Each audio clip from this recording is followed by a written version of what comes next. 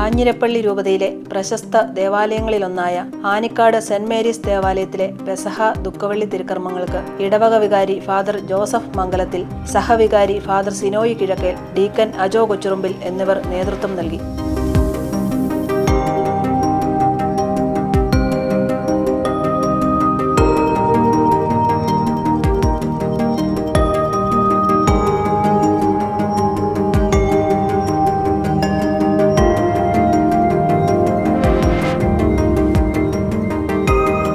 ദുഃഖവെള്ളിയിലെ പീഡാനുഭവ കർമ്മങ്ങൾക്ക് ശേഷം ഇടവക അംഗങ്ങൾ ഒന്നടങ്കം കുരിശിന്റെ വഴി ചൊല്ലി പെരുമ്പാർ കുരിശുപള്ളിയിൽ എത്തിച്ചേർന്നു.